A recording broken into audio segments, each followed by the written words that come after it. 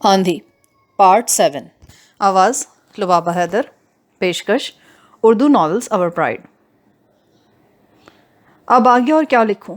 میں نے آپ سے وعدہ کیا تھا کہ کچھ نہیں چھپاؤں گی، اور میں آپ سے کچھ چھپا بھی نہیں رہی، لیکن قلم میں اتنی ہمت نہیں کہ مزید تفصیلات بیان کر سکوں۔ ایسی پستی میں گرنا کون گوارا کرتا ہے؟ وہاب نے حوث کے بستر پر مجھ سے سب کچھ چھین لیا۔ پھر ایک دوپہر میں نے وہاب سے کہا، وہاب اپنا وعدہ پورا کرو، میرا بچہ مجھے لوٹا دو۔ وہی شفاف مسکراہٹ وہاب کے چہرے پر ابھری جو اسے انسان سے زیادہ ایک حیوان سے مشابہ کرتی تھی۔ ڈونٹ وری ثنا محمود، میں وعدے کی خلاف ورزی کرتا ہوں، نہ کسی کو کرنے دیتا ہوں۔ مغرب میں یہی تو چند ایک اصول ہیں جو اسے مشرق سے ممتاز کرتے ہیں۔ کب؟ کل کسی وقت۔ وہ بھاری قدموں سے ٹھک ٹھک فرش بجاتا باہر چلا گیا۔ اپنے بچے کی صورت دیکھنے کے لیے اب مجھے کل تک کا انتظار اور کرنا تھا۔ کتنی عجیب بات ہے، انتظار کی گھڑیاں جب مختصر رہ جاتی ہیں تو اور بھی کٹھن ہو جاتی ہیں۔ جیسے تیسے شام ہوئی اور پھر گھٹا ٹوپ تاریکی نے ہر شے کو ڈھانپ لیا۔ اب کمرے میں بلب روشن نہیں کرتی تھی، روشنی سے مجھے نفرت سی ہونے لگی تھی۔ بڑا سکون ملتا تھا مجھے تاریکی کا حصہ بن کر۔ دیوار گیر کلاک کی ٹک ٹک سست گام اڑیل لمحوں کو آگے کی طرف دھکیلتی رہی۔ غالباً 10-11 کا وقت تھا جب کسی نے دروازے کے قفل میں بے آواز چابی گھمائی اور آہستگی سے اندر آ گیا۔ میرا دل شدت سے دھڑکنے لگا۔ وہ وہاب ہرگز نہیں تھا، شاید اس کا کوئی کارندہ تھا یا دوست۔ اس نے دروازہ اندر سے مقفل کیا تو میں اپنی جگہ سے کھڑی ہو گئی۔ انجانے خدشے جاگ اٹھے۔ کون؟ میں نے زخمی لہجے میں ڈوبی ہوئی سرگوشی کی۔ شش! طویل آواز آئی۔ نوارد مجھے خاموش ہونے کے لیے کہہ رہا تھا۔ اس نے چند قدم آگے بڑھا کر کھڑکی کا پردہ برابر کیا اور پھر لائٹ آن کر دی۔ مجھ سے 2 فٹ کی دوری پر ایک چادر پوش آدمی کھڑا تھا۔ چادر کے نیچے سے اس کی سفید شلوار اور کالی جوتی نظر آ رہی تھی۔ عمر 35-40 کے قریب تھی۔ کنپٹیوں کے بال سفید ہو چکے تھے۔ اس کے چہرے میں نہ جانے کیا بات تھی کہ مجھے اپنا خوف کم ہوتا محسوس ہوا۔ وہاب کے قہرناک چہرے کی دھوپ میں جلنے کے بعد یہ چہرہ مجھے چاند کی مانند ٹھنڈا اور مہربان لگا۔ بیٹھ جاؤ بی بی، مجھ سے ڈرنے کی ضرورت نہیں ہے، اس نے دیہاتی لہجے میں کہا۔ میں بیٹھ گئی۔ وہ ایک کرسی تک گیا اور اسے گھسیٹنے کے بجائے بڑے آرام سے اٹھا کر چارپائی کے پاس لے آیا۔ اس پر بیٹھتے ہوئے سرگوشی میں بولا، میرا نام رحمت ہے جی، اگر آپ کو ڈر نہ لگے تو میں یہ بتی بجھا دوں۔ ایک اجنبی مرد کے ساتھ اندھیرے مقفل کمرے میں بیٹھنا ایک جوان عورت کے لیے کتنا دشوار تھا، مگر میں ایسے حالات سے گزر چکی تھی کہ اب کچھ بھی میرے لیے عجیب نہیں رہا تھا۔ دوسرے رحمت کے لہجے میں کوئی ایسی بات تھی کہ میں خاموش رہ گئی۔ خاموشی کو نیم رضامندی جان کر اس نے بتی بجھا دی۔ بی بی جی، میں نے زینب کو یہاں سے نکال دیا ہے، اب آپ کو نکالنے آیا ہوں، بس تھوڑی دیر ٹھہر جائیں۔ منشی خان ٹھیک 11 بجے افیم کا سوٹا لگا کر سو جائے گا۔ میں کمرے میں جا کر آپ کے بچے کو اٹھا لاؤں گا، پھر آپ پچھلے دروازے سے باہر نکل جانا۔ میں نے بے پناہ حیرت سے رحمت کی بات سنی۔ زینب کی رہائی کی خبر میرے لیے بالکل غیر متوقع تھی۔ اب کہاں ہے زینب؟ بی بی جی ذرا آہستہ بولیں، زینب اس وقت باغ سے باہر آپ کا انتظار کر رہی ہے۔ میں نے اسے سب کچھ سمجھا دیا ہے کہ آپ کو لے کر کہاں جانا ہے اور کیسے۔ کوئی خطرہ تو نہیں؟ خطرہ تو ہے بی بی جی، مگر جان بچانے کی کوشش کرنا ہر مسلمان کا فرض ہے جی۔ مگر چودھری وہاب نے تو مجھ سے وعدہ کیا ہے کہ کل تک مجھے اور میرے بچے کو چھوڑ دے گا، ہم دونوں کے درمیان سب کچھ طے ہو چکا ہے۔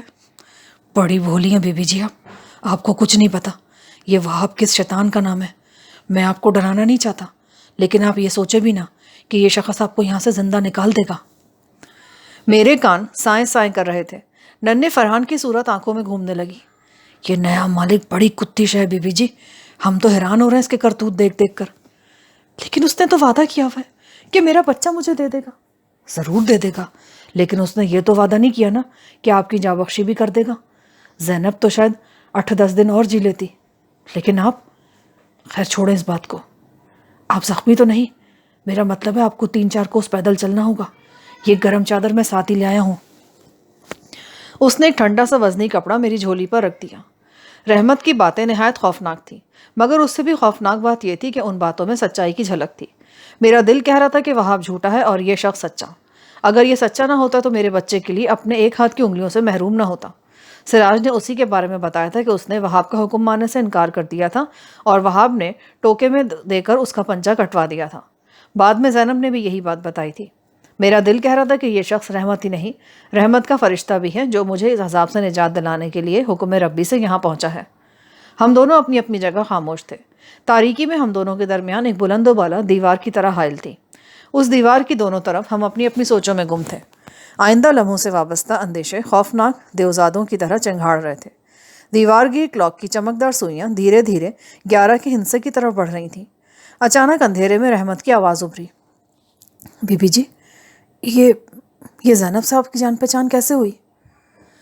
رحمت کے سوال نے مجھے حیران کر دیا۔ اس کے لہجے سے اندازہ ہوتا تھا کہ وہ زینب کو پہلے سے جانتا ہے۔ زینب کا لفظ ادا کرتے ہوئے اس کے لہجے میں جو ہلکی سی جھجک نمودار ہوئی، اس نے مجھے بہت کچھ سوچنے پر مجبور کر دیا۔ کیا تم زینب کو جانتے ہو؟ جی ہاں، پیچھے سے ہم دونوں ایک ہی گاؤں کے رہنے والے، بلکہ ہمارے گھر ایک ہی گلی میں تھے۔ زینب نے تم سے میرا ذکر کیا تھا؟ کچھ زیادہ گل نہیں ہو سکی جی، بس اس نے ایک دن چلتے چلتے اتنا بتایا تھا کہ آپ اس کی گہری سہیلی ہیں، چودھری وہاب صاحب کی رشتہ داری ہے۔ اس وقت آپ یہاں آئی بھی نہیں تھی، 5-6 دن پہلے کی بات ہے۔ اس نے مجھ سے کہا تھا کہ چودھری کے قبضے میں جو بچہ ہے وہ آپ کا ہے، اور میں اسے کسی طرح بچانے کی کوشش کروں۔ میرا بچہ کیسا ہے رحمت؟ بالکل ٹھیک ہے جی، ہاتھ کے زخم اب ٹھیک ہے، سارا دن سویا رہتا ہے۔ اور تمہارے ہاتھ کا کیا حال ہے؟ یہ بھی ٹھیک ہے، مگر آپ کو کس نے بتایا؟ زینب نے، اور اس سے پہلے تمہارے بھائی سراج نے۔ تم نے میرے فرحان کی انگلی بچانے کے لیے اپنی 5 انگلیاں کٹوا دی رحمت۔ میں کس منہ سے تمہارا شکریہ ادا کروں؟ میں ہچکیوں سے رونے لگی۔ وہ میرے رونے سے گھبرا کر بولا، آہستہ بی بی جی، آہستہ، کوئی سن لے گا۔ میں نے دوپٹہ منہ میں دبا کر آواز روک لی۔ رحمت جذباتی لہجے میں بولا، میں نے اپنی مری ماں کی قسم کھائی ہے کہ آپ تینوں کو یہاں سے نکال کر چھوڑوں گا، اس کے بعد یہ حرام زادہ انگریز میرے ٹوٹے بھی کروا دے تو مجھے پرواہ نہیں ہے۔ دیکھتے ہی دیکھتے گھڑی کی بڑی سوئی چھوٹی پر سبقت لے گئی اور 12 کے ہدف کو چھونے لگی۔ رحمت اپنی جگہ سے کھڑا ہو گیا۔ اس نے مجھ سے کہا کہ میں جوتی پہن لوں اور چادر کو جسم کے گرد لپیٹ کر گرا دے لوں۔ میں نے اس کی ہدایت پر عمل کیا۔ میرا دل شدت سے دھڑک رہا تھا۔ کچھ سمجھ نہیں آ رہا تھا کہ میرا یہ قدم میری مصیبتوں میں اضافہ کرے گا یا کمی۔ رحمت دروازے سے کان لگا کر کچھ دیر سنکن لیتا رہا، پھر اس نے ہاتھ بڑھا کر بتی جلا دی۔ میں نے اس کا چہرہ دیکھا، وہ خاصا پورا اعتماد دکھائی دے رہا تھا۔ اس نے چادر کے نیچے بغری جیب میں ہاتھ ڈالا اور چابی نکال لی۔ اس کا دوسرا ہاتھ گردن سے بندھی پٹی میں جھول رہا تھا۔ اس نے چابی سوراخ میں ڈالی اور آواز پیدا کیے بغیر قفل کھول دیا۔ ایسا کرتے ہوئے اس کے ہاتھ پر سے آستین تھوڑا سا کھسک گئی۔ میں اس کے پاس ہی کھڑی تھی، قریباً 3 فٹ کی دوری پر۔ بلب کی روشنی میں اتفاقاً میری نگاہ اس کی کلائی پر پڑ گئی۔ وہاں پکی نیلی روشنائی سے ایک لفظ لکھا تھا۔ ایسے الفاظ عموماً میلوں میں لوگ اپنی جلد پر لکھواتے ہیں۔ رحمت کی جلد پر لکھا ہوا یہ لفظ اس کے کردار کی بہت سی گرہوں کو کھول گیا۔ رحمت نے مجھے کوئی کہانی نہیں سنائی تھی، صرف اس کے لہجے نے تھوڑی دیر پہلے ایک چھوٹا سا اشارہ دیا تھا، اور اب اس کی کلائی پر کندہ لفظ اس اشارے کو وسیع و عریض معنی پہنا رہا تھا۔ کلائی پر زینب لکھا تھا اور ایک چھوٹے سے دل کے ساتھ تیر کا نشان بنا ہوا تھا۔ ایک لحظے کے لیے یہ لفظ اور نشان میری نگاہ میں چمکے اور دوسرے ہی لمحے رحمت بتی بجھا کر دروازہ کھول کر باہر کی تاریکی میں رینگ گیا۔ میں سب کچھ فراموش کر کے اپنی دھڑکنوں کو سنبھالنے لگی اور اس کی واپسی کا انتظار کرنے لگی۔ یہ انتظار طویل ثابت ہوا۔ کوئی 10 منٹ بعد کھڑکی کی گرل پر سے ہلکی سی دستک ہوئی۔ میں نے پردہ کھسکا کر دیکھا۔ دوسری طرف رحمت کا حفلہ تھا۔ اس نے سرگوشی میں کہا، وہ کمینہ منشی خان ابھی جاگ رہا ہے، تھوڑی دیر انتظار کرنا ہوگا۔ میں لرزتے قدموں پر وہیں کھڑی رہی۔ لمحے سیکنڈوں میں اور سیکنڈ منٹوں میں بدلتے رہے۔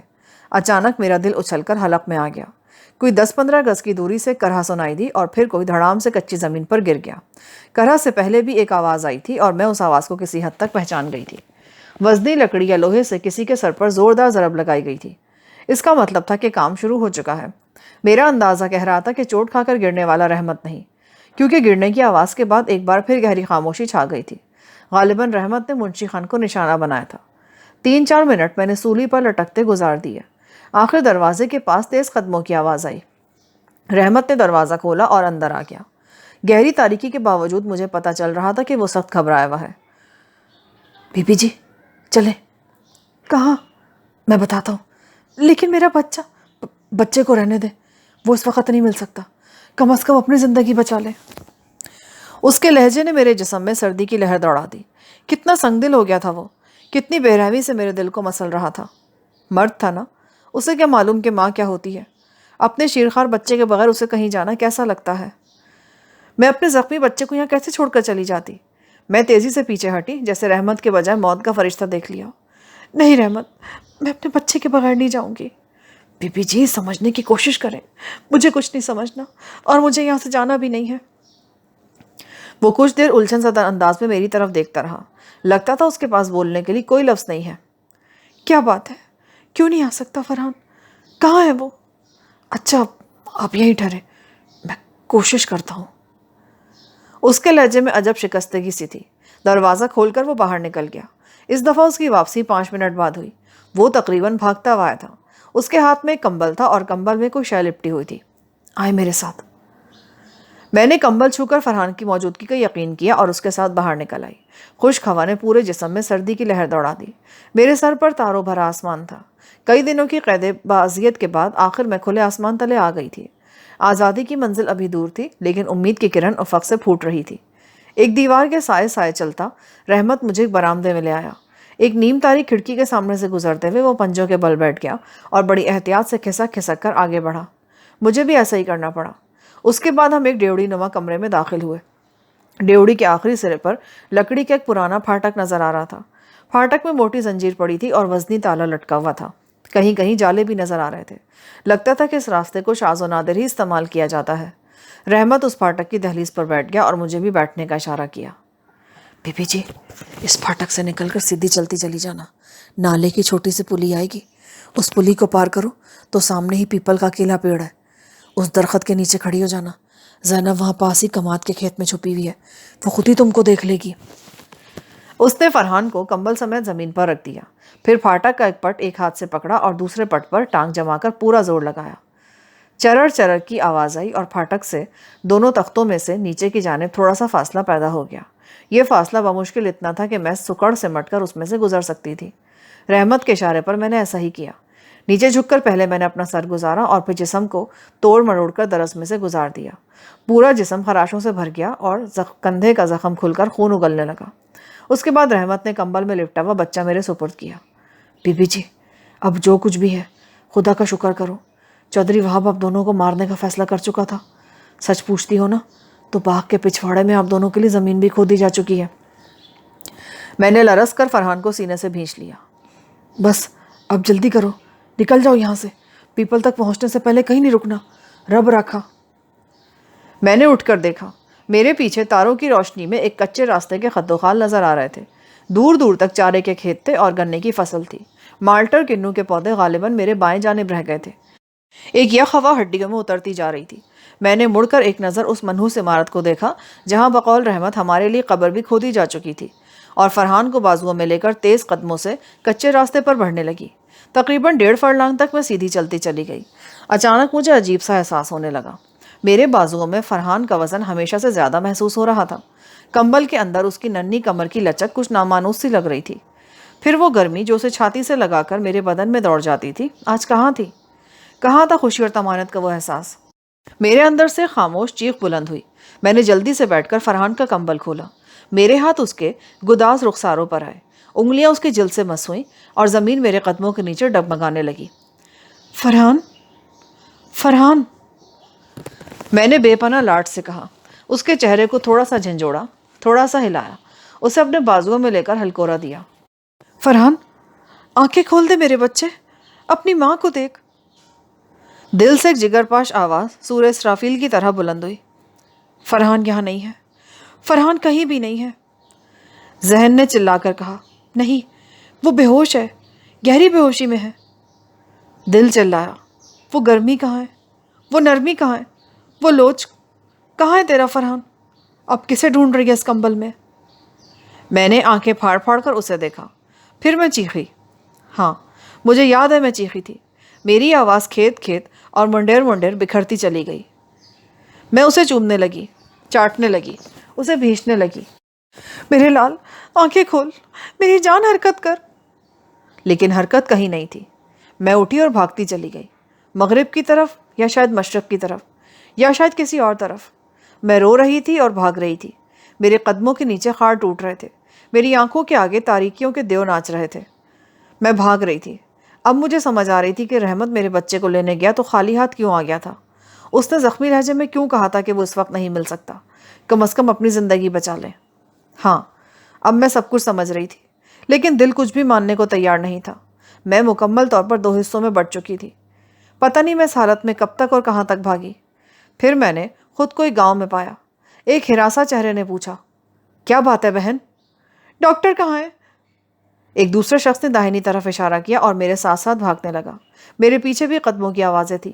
تاریک گھروں کے دروازے دھڑا دھڑ کھل رہے تھے۔ خوابدیدہ آنکھیں جھانک رہی تھیں۔ پھر میں نے ایک لالٹین کی روشنی میں گاؤں کے ڈاکٹر کو دیکھا۔ اس نے میرے بچے کو لکڑی کی ایک میز پر سیدھا لٹایا۔ اسٹیتھوسکوپ سے اس کے دل کی دھڑکنیں سنی۔ ٹارچ سے اس کی آنکھوں میں دیکھا۔ اس کے ہونٹ خشک ہو رہے تھے اور ہاتھ لرز رہے تھے، یا شاید صرف مجھے ایسا لگ رہا تھا۔ میری سوالیہ نگاہیں ڈاکٹر کے چہرے پر جمی تھیں۔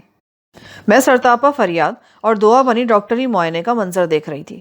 میں بازوبان خاموشی ڈاکٹر سے التجا کر رہی تھی کہ اچھی طرح دیکھنا، خوب غور سے دیکھنا، جلدی فیصلہ مت دینا۔ یہ کوئی معمولی فیصلہ نہیں ہے، یہ میرا بچہ ہے، میرے جگر کا ٹکڑا ہے، میری کل کائنات ہے۔ آخر ڈاکٹر نے اسٹیتھوسکوپ کانوں سے ہٹایا، رحم آمیز نظروں سے میری طرف دیکھا اور انکار میں سر ہلا دیا۔ اس کے ہونٹوں نے کچھ کہا بھی تھا، لیکن مجھ میں اتنی تاب ہی کہا تھی کہ اس کے ہونٹوں کو سن سکتی۔ میں کسی جنگلی عورت کی طرح جھپٹی اور ڈاکٹر کی میز سے اپنا بچہ جھپٹ لیا۔ تم جھوٹ بولتے ہو، بکواس کرتے ہو، کس نے بنایا تمہیں ڈاکٹر؟ اجڑ، دیہاتی، جاہل کہیں کے۔ میں نے فرحان کو سینے سے لگایا، اس کی ننگی زخمی انگلیوں کو چوما اور وہاں موجود لوگوں سے فریاد کرنے لگی، بھائیوں، مجھے کسی طرح شہر پہنچا دو، میں اسے اسپتال لے جاؤں گی۔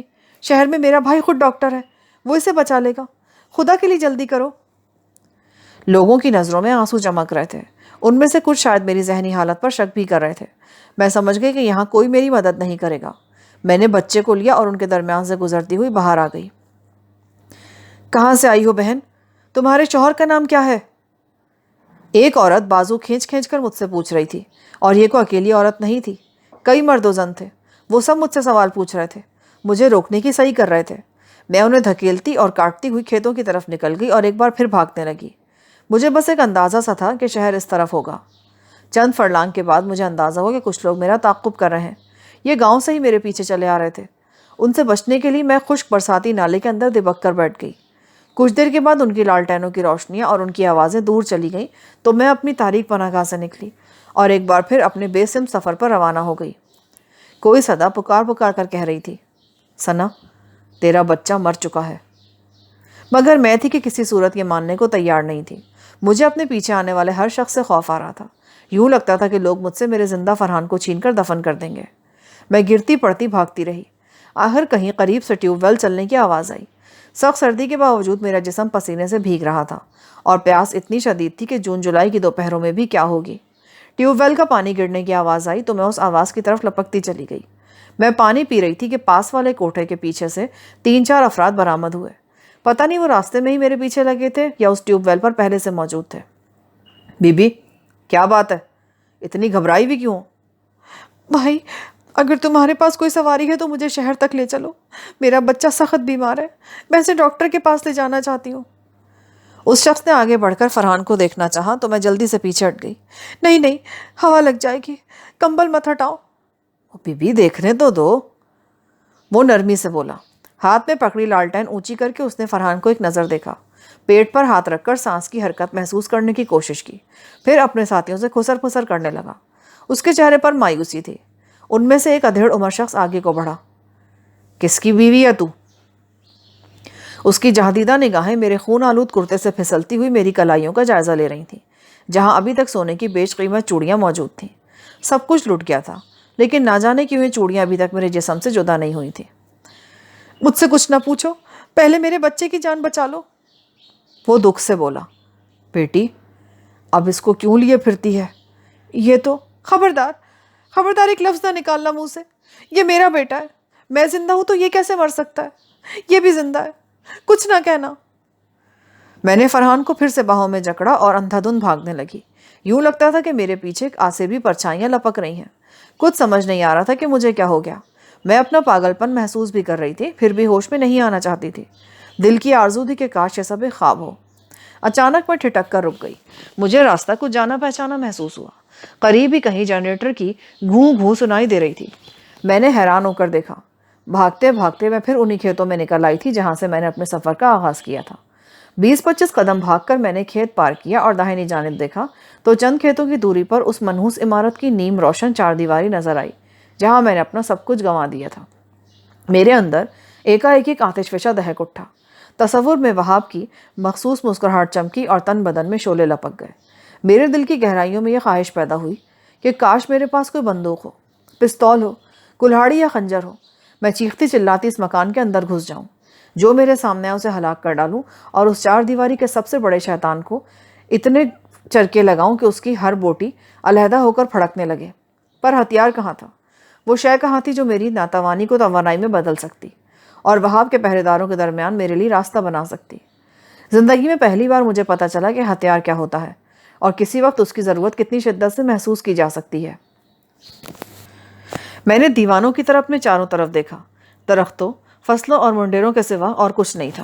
میں غم و غصے سے بے قابو ہو کر درختوں کے درمیان گھری اس عمارت کی طرف بڑھی۔ قریباً نصف فرلانگ کا فاصلہ مجھے نصف گز کی طرح محسوس ہوا۔ یوں لگا میں اڑتی ہوئی اس فاصلے کو پاٹ گئی ہوں۔ یہ عمارت کا پچھلا حصہ تھا۔ میں گھوم کر عمارت کے پہلو میں آئی اور وہاں سے صدر دروازے پر پہنچ گئی۔ میں نے پہچان لیا تھا، یہی دروازہ تھا جہاں سے ایک ہفتہ پہلے مجھے گزار کر اس جہنم میں داخل کیا گیا تھا۔ دروازہ بند تھا۔ میں نے پوری قوت سے اسے پیٹنا شروع کر دیا۔ دروازہ کھولو! دروازہ کھولو! میں حلق کی پوری قوت سے چیخ رہی تھی۔ ذرا دیر بعد وزنی کنڈی کی کھڑکھڑاہٹ سنائی دی اور دروازہ کھل گیا۔ میں نے اپنے سامنے ایک بوڑھے شخص کو پایا۔ اس کے داہنے ہاتھ میں لاٹھی تھی۔ میں چیل کی طرح اس پر جھپٹی۔ وہ میرا دھکا لگنے سے دور جا گرا۔ لاٹھی ٹن ٹن کی آواز کے ساتھ پختہ فرش پر لڑکتی چلی گئی۔ میں نے فرحان کو ایک طرف چارپائی پر ڈالا اور اندرونی حصے کی طرف بڑھی۔ یک ایک کھٹا کٹا آدمی نکل کر میرے سامنے آ گیا۔ میں نے اسے زوردار دھکا دیا۔ اس نے گرتے گرتے بھی میرا بازو پکڑ لیا۔ میرے جسم میں نہ جانے کہاں سے اتنی طاقت آ گئی تھی۔ میں نے پے در پہ اس کے پیٹ میں ٹھوکریں ماری اور خود کو چھڑا لیا۔ میرے ذہن میں صرف ایک ہی تصور تھا اور وہ تھا وہاب کے مسکراتے چہرے کا۔ میں اس چہرے کی مسکراہٹ اس طرح نوچنا چاہتی تھی کہ اس کے پیچھے ہڈیوں اور بے نور آنکھوں کے سوا کچھ باقی نہ رہے۔ میں نے ایک ایک دروازہ پیٹنا شروع کر دیا۔ کوئی دروازہ کھلا نہیں تھا۔ ایک 2 مردوں نے مجھے پیچھے سے دبوچ لیا۔ میں نے خود کو چھڑانے کی کوشش کی لیکن خالی ہاتھ کہاں تک ان کا مقابلہ کرتی۔ اتنے میں دروازہ کھولنے والا بوڑھا بھی ان کے ساتھ شامل ہو گیا۔ تینوں نے مجھے بے بس کر دیا۔ وہ بری طرح ہانپ رہے تھے۔ میں چیخ چیخ کر ایک ہی فقرے کی تکرار کیے جا رہی تھی، چھوڑ دو مجھے، چھوڑ دو مجھے۔ اتنے میں بیرونی دروازے کی طرف سے بہت سی آوازیں آنے لگیں۔ پھر دروازہ کھلا اور کئی افراد اندر گھس آئے۔ انہوں نے ہاتھوں میں لاٹھیاں پکڑی ہوئی تھیں۔ یہ وہی لوگ تھے جو شروع سے میرے پیچھے آ رہے تھے۔ ان میں اس بستی کے بھی لوگ تھے جہاں دیہاتی ڈاکٹر نے فرحان کو دیکھا تھا۔ ٹیوب ویل پر ملنے والے افراد بھی تھے اور وہ کسان بھی تھے جنہوں نے اپنے اپنے کھیتوں میں کام کرتے ہوئے مجھے بھاگتے دوڑتے دیکھا تھا۔ ان سب کے چہروں پر تجسس، حیرانی اور دکھ تھا۔ وہاب کے ملازم اب مجھے بے دریغ پیٹ رہے تھے۔ یہ سب نئے ملازم تھے۔ اس سے پہلے میں نے انہیں کبھی نہیں دیکھا تھا، نہ حویلی میں اور نہ ہی اس ڈیرے پر۔ مجھے پٹتے دیکھ کر ایک لمبا تڑنگا شخص آگے آیا۔ اس نے مجھے ملازموں سے چھڑانے کی کوشش کی اور انہیں بتایا کہ وہ نورپور کا نمبردار ہے۔ ملازم اس نمبردار کو بالکل خاطر میں نہیں آئے۔ صرف اتنا ہوا کہ انہوں نے اپنے ہاتھ روک لیے۔ وہ مجھے چھوڑنے پر ہرگز آمادہ نہیں تھے۔ ان میں سے ایک نے روب سے کہا، نمبردار جی، ان لوگوں سے کہیں اپنا کام کریں، یہ بڑی حویلی کا معاملہ ہے۔ ایک شخص نے ہمت کر کے پوچھا، لیکن یہ ہے کون؟ قصور کیا ہے اس کا؟ وہاب کے کارندے نے طنزیہ لہجے میں کہا، معمولی قصور ہے، اس نے جاگیردار سب کو قتل کیا ہے۔ اب کہو، کچھ لگتی تو نہیں تمہاری یہ؟ سوال پوچھنے والا سہم کر پیچھے ہٹ گیا۔ میں نے چیخ کر کہا، یہ جھوٹ بولتے ہیں، ظالم ہے یہ۔ انہوں نے پچھلے جمعے سے مجھے اس مکان میں بند کر رکھا ہے۔ وہ پڑی ہے میرے معصوم کی لاش جسے ان درندوں نے تڑپا تڑپا کر مار دیا۔ دیکھو اس کمسن کو، دیکھو ذرا۔ میرے ذہن پر ایک بار پھر دھند چھانے لگی۔ میں پاگلوں کی طرح دھاڑے مار مار کر رونے لگی اور ان کے ہاتھوں کی گرفت میں تڑپنے لگی۔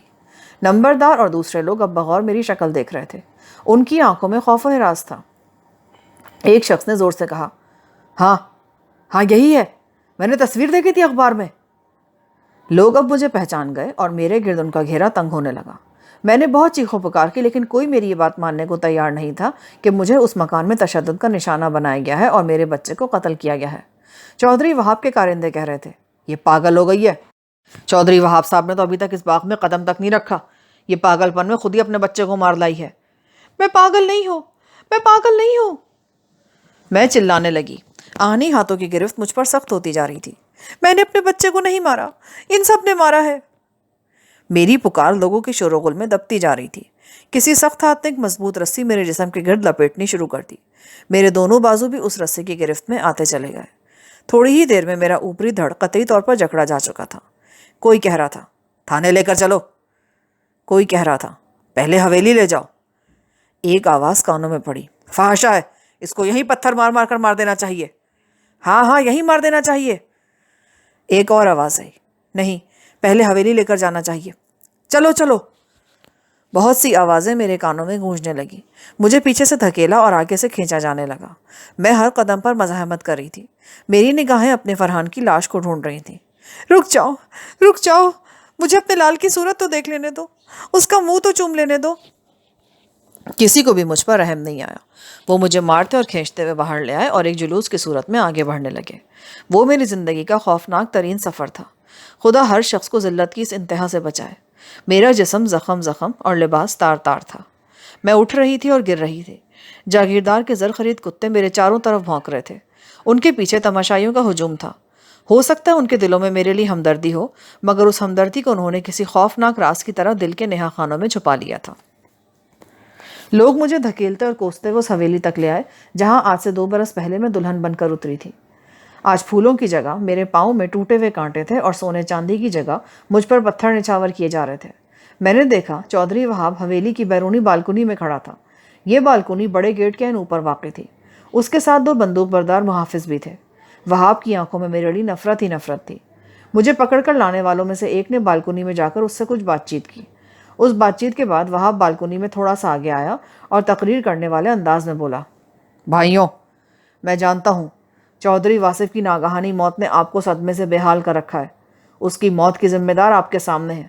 اس قاتلہ کی سزا تو یہی تھی کہ اسے اسی جگہ سنسار کر دیا جاتا، مگر کچھ بھی ہو ہمیں قانون کو اپنے ہاتھ میں نہیں لینا۔ آپ ذرا تحمل سے کام لیں۔ میں نے انسپیکٹر خورشید محمد کے پاس بندہ بھیج دیا ہے، ابھی تھوڑی دیر میں پولیس پہنچ جاتی ہے۔ ایک شخص چلا کر بولا، ہم نہیں مانتے پولیس کچہری کو، اس عورت نے ہمارے انداتا کو مارا ہے، ہم اسے زندہ نہیں چھوڑیں گے۔ ایک بوڑھے نے پکار کر کہا، مارو، ہاں مارو اس بچے کھانی ڈائن کو۔ میں اس خراٹ بڈھے کو اچھی طرح جانتی تھی۔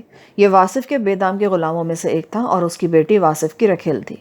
میرا ذہن تاریکیوں میں ڈوبتا جا رہا تھا، پھر بھی مجھ میں اتنی سمجھ تھی کہ جو کچھ ہونے لگا ہے چودھری وہاب کے اماں پر ہو رہا ہے۔ وہ اپنے شرمناک گناہوں پر پردہ ڈالنے کے لیے مجھے اس جگہ مروا دینا چاہتا ہے۔ یہ سب کچھ جان کر بھی میرے دل میں کوئی ہراس پیدا نہیں ہوا۔ میں اب زندہ نہیں رہنا چاہتی تھی۔ اپنے بچے کے بغیر ہر سانس میرے لیے بوجھ تھا۔ مارو، مارو! اب ہر طرف سے آوازیں آ رہی تھیں۔ خاموش اکثریت پر جاگیردار کے گنے چنے نمک خواروں کا شور غالب آتا جا رہا تھا۔ پلک جھپکتے میں بے رحم سفاک ہاتھوں نے مجھ پر پتھروں، ڈنڈوں اور لاٹھیوں کی بارش کر دی، مگر ایسا صرف 1 یا 2 سیکنڈ کے لیے ہوا۔ اس سے پہلے میرے جسم سے خون کے فوارے چھوٹتے اور گوشت چیتھڑوں میں بدلنے لگتا، یکا یک جابر ہاتھ رک گئے۔ میں نے دیکھا میرے چاروں طرف جاگیردار کے کارندے کائی کی طرح چھٹ رہے تھے۔ بھگدڑ کے ساتھ گھوڑوں کی ٹاپیں بھی گونج رہی تھیں۔ پھر مجھے کچھ فاصلے پر مشعلیں لہراتی نظر آئیں۔ یہ مشعلیں تیزی سے قریب پہنچ رہی تھیں۔ میرے پاس سے ہی کوئی چلایا، شہاب کے آدمی آ گئے، شہاب کے آدمی! وہی سراسیم کی دیکھنے میں آئی جو 3 ہفتے پہلے میرے اور سلیم کے فرار ہوتے وقت دکھائی دی تھی۔ دفتن گولیاں چلنے لگی۔ اب چاروں طرف گھوڑے دوڑ رہے تھے۔ میں بھاگ کر ایک درخت کی اوٹ میں ہو گئی۔ میرے سامنے حویلی کی بالکنی میں ایک شخص کو گولی لگی اور وہ تڑپ کر نیچے پختہ فرش پر آ گرا۔ اس کے بعد بالکنی کی چھت پر لگا ہوا لیمپ چکنا چور ہو گیا اور ارد گرد تاریکی پھیل گئی۔ چند گولیاں ٹھک ٹھک کی آواز سے درخت کے مضبوط تنے میں پیوست ہوئیں۔ یہ جگہ بالکل غیر محفوظ تھی۔ میں اٹھ کر بھاگی تو ایک مضبوط ہاتھ نے مجھے دبوچ لیا۔ میں نے مڑ کر دیکھا۔ سیاہ ڈھاٹے میں صرف چمکدار آنکھیں دکھائی دے رہی تھیں۔ میں نے زور مار کر خود کو چھڑانا چاہا تو آواز آئی، میں شہاب ہوں، آؤ میرے ساتھ۔ میرے قدم لڑکھڑا رہے تھے۔ وہ مجھے کھینچتا اور سنبھالتا وہ ایک گھوڑے تک لے آیا۔ میں نیم بے ہوشی کی حالت میں تھی۔ اس نے مجھے اٹھا کر گھوڑے پر سوار کر دیا اور عقب سے سہارا دے کر سنبھال لیا۔ ایک گھڑ سوار نے قریب آ کر تیز لہجے میں کہا، چودھری جی آپ نکل جائیں، ہم سنبھالتے ہیں ان کو۔ نہیں ساول، سارے نکل چلو، اگر ان کتوں نے پیچھا کیا تو ٹبوں کے پار گھیر لیں گے۔ چل دے آواز سب کو اور بلا۔ نہیں چودھری جی، میری گل مانیں، آپ نکل چلیں۔ اسی دوران گولیاں ہمارے سر کے اوپر برگد کے پتوں سے تڑا تڑ ٹکرانے لگیں۔ نکلے چودھری جی، اس شخص نے لجاجت سے کہا اور گھوڑا گھما کر جوابی فائر کرنے لگا۔ چودھری شہاب نے لگام کو جھٹکا دیا اور گھوڑا ایک چکری لے کر آگے بڑھنے لگا۔ رات پچھلے پیر کی خنکی میں کلہاڑیوں اور لاٹھیوں سے مسلح لوگ حویلی کی طرف بھاگے جا رہے تھے۔ ہمارے عقب میں فائرنگ اب مزید شدت اختیار کر گئی تھی۔ کوئی 1 گھنٹے کے دشوار گزار سفر کے بعد میں نے خود کو ایک حویلی کے دروازے پر پایا۔ یہ حویلی درختوں کے درمیان گھری ہوئی تھی۔ گھوڑے کی ٹاپیں گونجی تو لکڑی کے پھاٹک میں حرکت پیدا ہوئی اور ایک ادھیڑ عمر شخص لالٹین لیے برآمد ہوا۔ ہمیں دیکھنے کے بعد وہ جلدی سے اندر چلا گیا۔ کریم بخش، اس نے کسی کو آواز دی۔ ذرا دیر بعد 5-6 مسلح آدمی اندر سے نکل آئے۔ انہوں نے ماتھے پر ہاتھ لے جا کر چودھری شہاب کو سلام کیا اور مؤدب کھڑے ہو گئے۔ یہاں پر پارٹ 7 کا اختتام ہوتا ہے۔ آگے کہانی سننے کے لیے پارٹ 8 سماعت فرمائیں۔